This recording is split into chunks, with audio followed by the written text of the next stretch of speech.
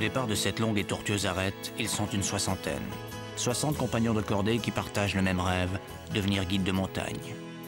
Comment expliquer une telle attirance pour cet univers du vide et de l'altitude? Comment expliquer une telle fascination pour un métier aussi dur, un métier qui vous met à l'abri de la fortune et exigera constamment de vous un engagement physique et moral sans faille?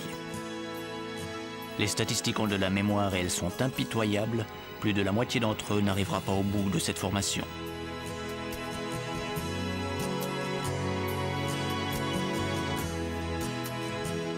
En Suisse, la formation s'échelonne sur 3 ans, mais le gros de la sélection va s'opérer pendant les premiers mois. Nous allons donc suivre la progression d'une poignée de candidats durant leur première année de formation. 5 cours au pas de charge, été comme hiver, autant de modules régulièrement sanctionnés par des examens, autrement dit par des échecs. Qu'est-ce que ça veut dire? Devenir guide de montagne, c'est un très long chemin et ça va être assez dur, des fois même pénible, mais j'espère pour vous que vous allez avoir du plaisir et beaucoup de succès. Tout d'abord, 2 buts qu'on a ici, c'est pas d'accident, ni pour les chefs de classe, ni pour les participants. Et une deuxième chose, une formation pendant toute cette semaine d'un haut niveau, d'un très haut niveau. Alors, tout le monde est prêt? C'est Pierre-Yves qui va prendre les opérations en main. Hein. Il va démarrer ce matin. Il nous a dit qu'il allait faire un contrôle des détecteurs de victimes d'avalanche. Alors, Pierre-Yves prend les choses en main. Tu me mets en réception, s'il te plaît. Si j'ai décidé de faire cette formation de guide, c'est aussi beaucoup grâce à mon travail actuel. Je suis animatrice socioculturelle, et puis je travaille beaucoup avec des jeunes. Puis je me suis rendu compte que cette passion qu'est la mienne de la montagne, j'ai pu la transmettre à des jeunes. Puis pour moi, c'était vraiment un outil de travail. Ok, tu le mets en émission.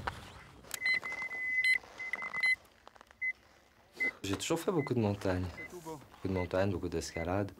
Puis avant, je ne le sentais pas pour le faire en conduisant des gens, ça ne m'intéressait pas. Puis maintenant, j'ai 43 ans. C'était où je le faisais maintenant, où je le faisais plus. Il fallait quand même que je choisisse à un moment ou à un autre. Donc, c'est une aventure. Cyril, tu peux venir.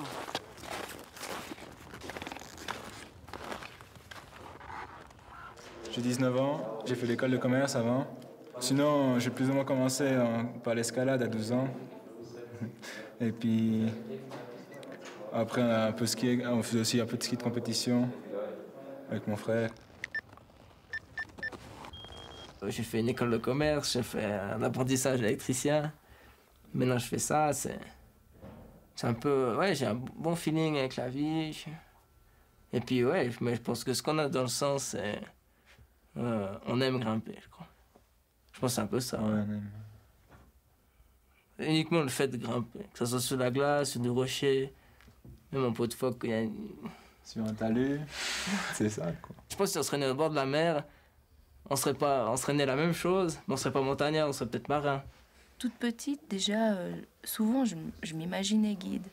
Quand je voyais mon père, je m'imaginais guide. Bon, ça a mis du temps, moi j'ai eu des doutes, j'ai des réflexions, j'ai 30 ans, je me dis est-ce que ça vaut la peine de le faire? Ouais, on remet en question un tas de choses, parce que c'est vrai que c'est un investissement de temps, c'est un investissement financier. Tu cherches une formation par-ci par-là, il n'y a rien trop qui t'intéresse. T'aimes la montagne, t'aimes les contacts avec les gens, t'aimes les responsabilités, tu sais plus ou moins ce que tu fais, t'es un gars bien. Je sais. Guide de montagne, ça réunit tout ça, quoi. Moi, peut-être, je pense à la limite, l'histoire était déjà écrite, quoi. On sait pas, nous, quand on a commencé ça, on a fait ça parce qu'on aimait, puis on n'avait aucune idée de finir guide, quoi. Puis au fait, je pense que c'est un peu cette flamme, on aime ça, et puis cette flamme a fait que ça a enflammé un peu le feu, quoi. Puis voilà, on devient guide. Enfin, on n'est pas encore guide. Hein. Il y a un codice.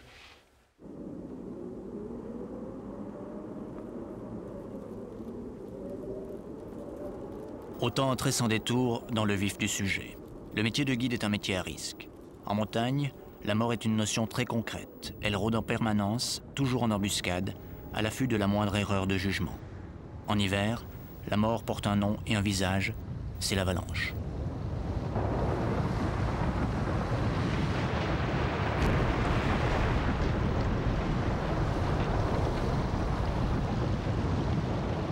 la nature punit les erreurs.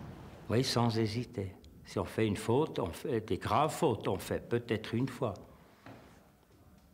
Nous prenons des risques, c'est tout à fait clair. Sinon, on ne peut pas exercer cette profession. Mais aujourd'hui, nous choisissons un risque optimisé entre danger de mort et ennui. Nous voulons une tension, ce qui est intéressant, mais aussi l'harmonie. Et nous n'avons pas l'harmonie si c'est danger de mort.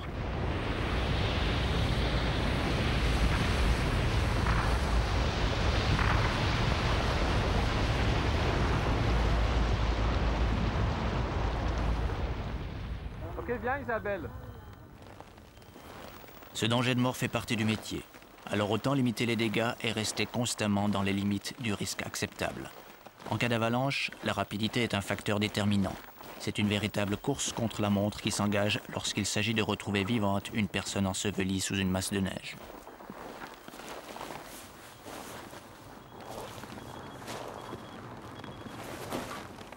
Il est impératif d'affiner la méthode, d'exercer des automatismes qui permettront à Isabelle de sauver des vies.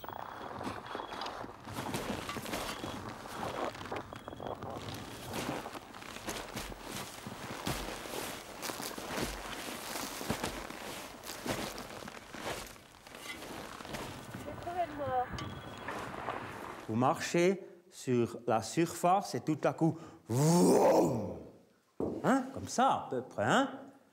Vous continuez, vroom, à peu près ce bruit, n'est-ce pas? C'était même clair pour mon chien, qui a déclenché une fois une plaque. Tout à coup, c'était vroom. Il a fait un saut haut comme ça et il ne voulait plus continuer.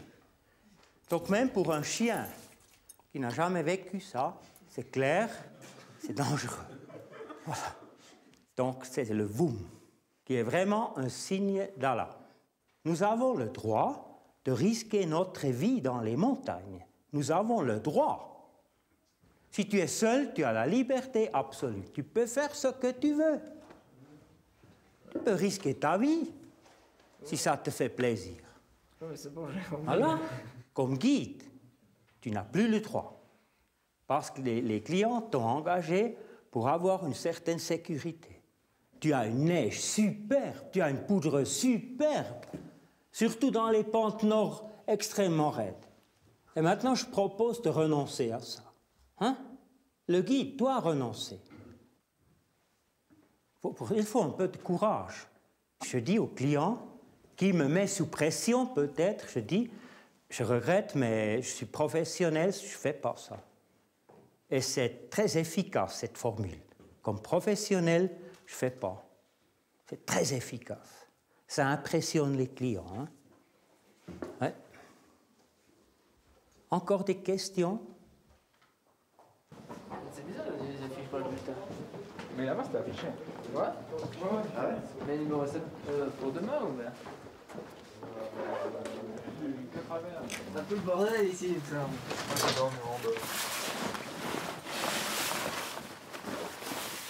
Du sucre? Ouais. Un petit peu de sirop pour la forme. Bien la théorie. Et pour bien dormir. Nouveau message.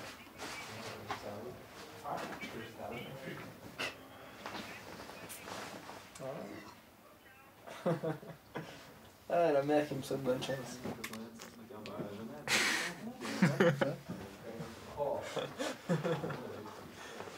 Est-ce qu'il y a quelqu'un qui peut me dire qu'est-ce que c'est qu'un azimut? C'est l'angle qu'il y a entre la visée et puis le nord. C'est une direction, c'est un angle. Alors, c'est l'angle de déviation entre le nord et le but. Ça, c'est important. Hein. Alors, pour faire un azimut, je tiens toujours ma boussole comme si c'était un petit chien. Je le tiens par la laisse, avec toujours le nord en haut. Mais ce qu'on peut faire, c'est que tu vas envoyer quelqu'un jusqu'au plus loin point de visibilité. Comme ça, on pourra à chaque fois suivre une trajectoire vraiment bien droite. Question, si tu as des clients, il y a un brouillard vraiment épais, Est-ce que tu peux mettre un de tes clients devant? Non, si j'ai des clients faibles, je peux aller moi devant. Ok, alors déjà les conditions. on a relativement de la visibilité, donc ça pose pas de problème. Il n'y a pas de problème d'avalanche, on peut se déplacer tous ensemble. Et puis vous pouvez tous rester. Le guide est par définition celui qui montre le chemin, qui prend la tête du groupe. Un rôle de premier de cordée que Cyril doit assumer dès sa première sortie. Et comme entrée en matière, c'est plutôt musclé. Moins 20 degrés, un vent qui souffle en tempête, une visibilité réduite à une dizaine de mètres. Dans de telles conditions, la perte d'orientation peut avoir des conséquences catastrophiques.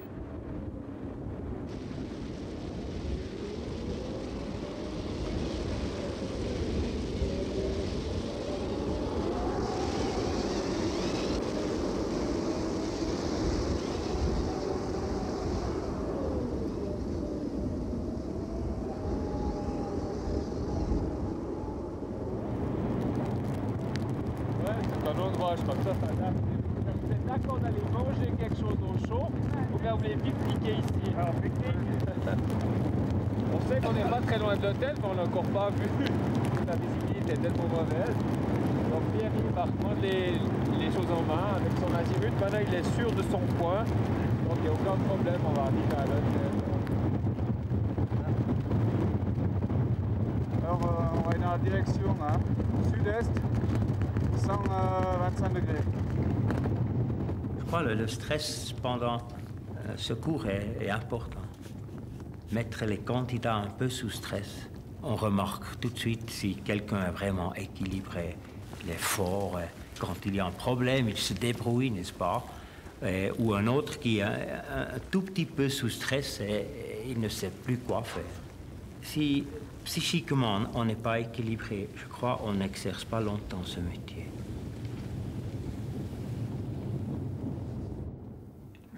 Ça monte quand même un peu le stress, quoi. Ouais. Gentiment, ça monte, quoi. On va skier, on se fait une petite gamelle, on se voit que... on dit que ça faudrait pas trop que ça se produise aux examens. Je commence un peu à réfléchir un peu à ça. Ouais, je me sens pas trop mal. J'ai pas mal de travail à faire sur la théorie, quoi. Mais sinon, sur le reste, ça va bien. Si je me dis que je vais réussir et puis que c'est dans ma tête, je vais réussir et puis que ça marche pas, moi, je pense qu'on se prend quand même une claque. Donc, De toute façon, on va faire ce qu'on a toujours fait, puis si ça passe, ça passe, ça passe pas, ça passera pas. On prépare plus ou moins ce qu'ils nous demandent, et puis on verra demain. Discuter comme ça décontracte l'atmosphère finalement.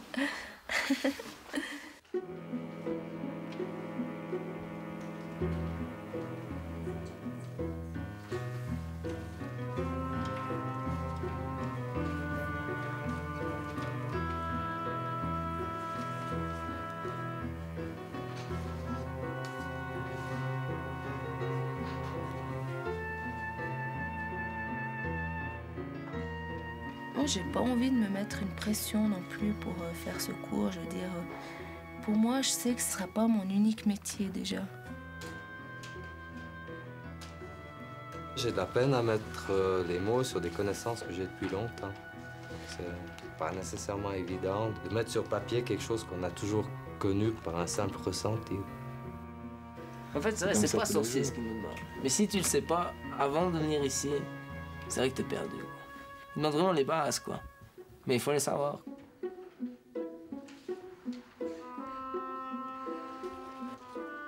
Un qui veut faire ce métier est physiquement fort. Sinon, il ne choisit pas ce métier. C'est plutôt le niveau intellectuel qui est insuffisant.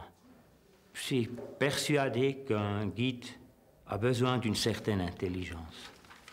Oui, pour moi, il faut un homme intelligent qui a de la passion. Pour moi, c'est tellement important, être passionné.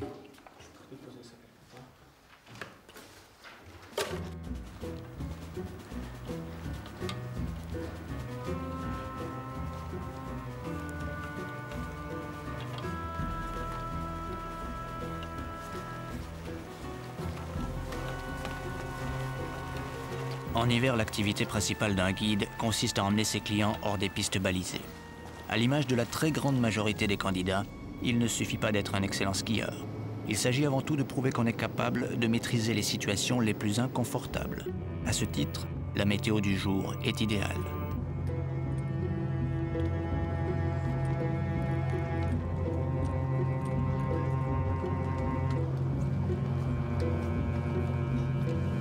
Voilà. Alors on a le temps qu'on a eu toute la semaine, de la tempête, de la neige, et les conditions sont pas tant favorables, point de vue de visibilité, ou bien aussi du froid, du vent. Il y a de la super poudreuse, nous on a fait cette descente déjà aujourd'hui, c'est comme au Canada. Hein. Scoot!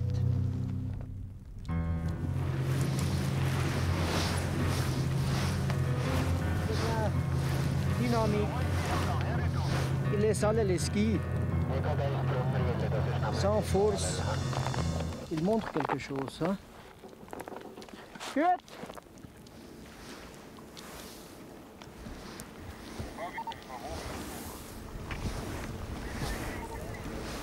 Oui, sa position, le ski très ouvert, hein? Le rythme pas tellement bien. Un peu plus de dynamique, du dynamisme.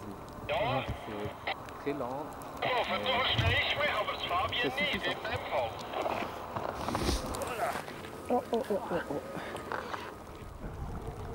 Dans de telles conditions, les meilleurs ne sont pas à l'abri des mauvaises surprises. Une prise de risque et c'est la chute. Didier vient de la prendre à ses dépens.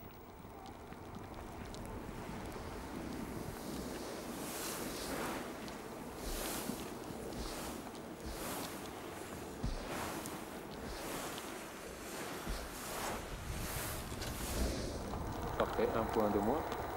Malheureusement. Autrement, c'est bien. Va dire. Alors comment? Ouais, mais bien, j'ai quand même réussi à planter les skis. Vous êtes tombé? J'ai failli. Je vais passer un peu à côté des arbres. Mais pas trop de traces, c'est chouette quoi. Parce que bon, après c'est... Les experts veulent avant tout apprécier leur capacité à analyser l'état du manteau neigeux. Après la théorie, Isabelle subit l'épreuve du terrain. Première question, évaluer la déclivité de cette surface. Je peux mettre le bâton? Non? Non, ok. Environ...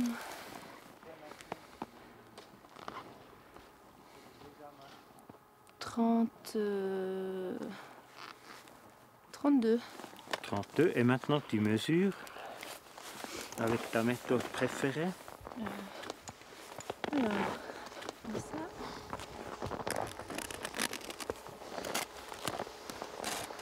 10 cm, 33, ça fait un peu plus que 33. Donc? Ça fait... Donc j'étais faux.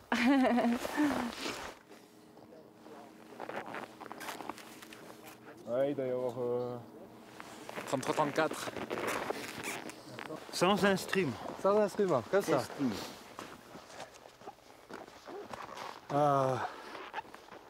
Entre 30 et 35. 32. 32. Ouh là, c'est plus. Ah non. 36. 36. Moi, je le mets à 35. 35. Et maintenant tu mesures. Ouais, ben, plus de 35. Aussi 35. Ouais. Il évalue 35 degrés, il mesure 35 degrés. Excellent, hein? C'est le premier qui a les deux valeurs justes. Et maintenant, tu cherches la surface de glissement la plus faible dans ce profil. La surface la plus faible. Ouais. Si ça casse où? Ici. Voilà. La glace. Regarde là, 2 mètres de neige. Si ça casse là, les 50 cm dans cette pente, ce sont des tonnes de neige. Et des petits comme ça. Maintenant, la température de la neige au sol.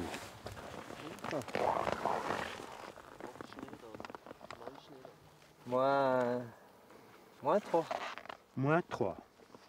Si tu ne sais pas que dans un profil haut de 2 mètres, la température est à peu près 0 degré, tu n'as pas compris beaucoup de choses. C'est logique, là. La température à la surface. Sous la surface,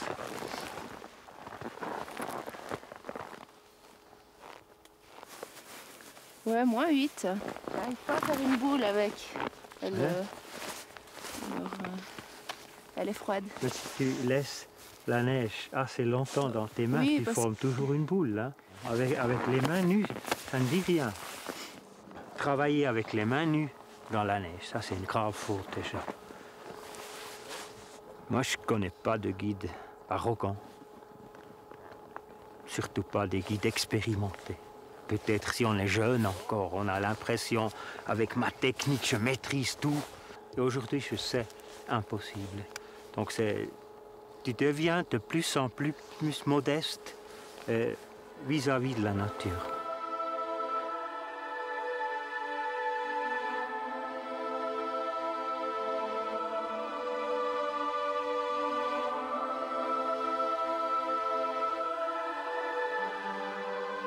Avec ça, ce module d'avalanche, il est fini maintenant. Alors c'est pour nous, les chefs de classe, c'est toujours le moment le plus dur aussi de devoir vous donner les notes et puis de devoir vous dire si vous avez réussi ou pas. C'est pas facile pour nous. Et puis maintenant, vous allez vous approcher auprès de votre chef de classe et après, lui, il va vous donner les résultats.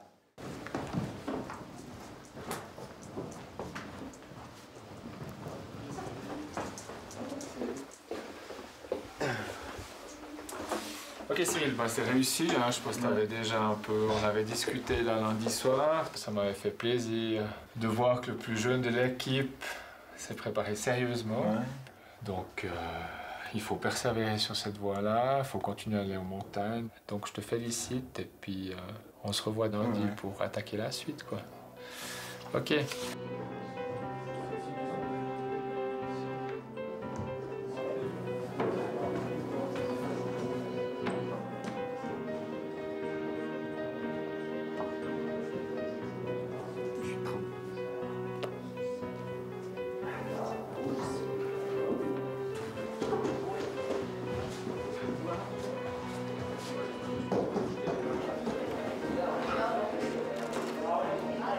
C'est gagné pour Isabelle, qui savoure modestement ce premier pas vers son rêve d'enfant.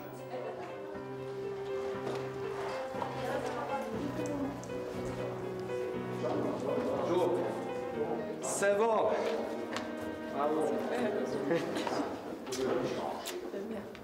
Bravo Didier. À toi aussi. On se verra la semaine prochaine. Ça passait? Non. Tout le monde ne sera pas au rendez-vous de la semaine prochaine.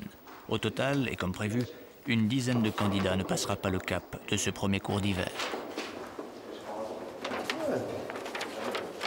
Elle a été généreux, quoi. Expérience 12 avec toutes les bourdes que j'ai fait. Ouais, c'était généreux. Il m'a dit, ouais. Heureusement qu'il n'était pas vraiment. Il m'a dit, on voit bien que t'es un alpiniste local. Alpiniste local. J'ai dit, moi, chez moi, gros mauvais temps, j'ai pas besoin de carte de pouce. Ça a été le ski, toi? Mais moi, je suis tombé. Ah, t'es tombé? Ouais. Ah, ceci explique cela, alors. Ouais. Bon, en théorie, c'est brillant, hein. Regarde. C'est 17,5 sur 18. Un double. C'est rare, hein. C'est magnifique. Alors là, il y avait la théorie écrite, il y avait le DVA. T'as dû faire vite, le DVA. Ouais, le patané. Mais là, c'est bien parti, quoi. C'est donc bien parti pour les deux Didier, Cyril, Isabelle et leurs compagnons de cordée. Mais on est loin du compte. Encore 4 cours pour espérer décrocher leur diplôme d'aspirant guide.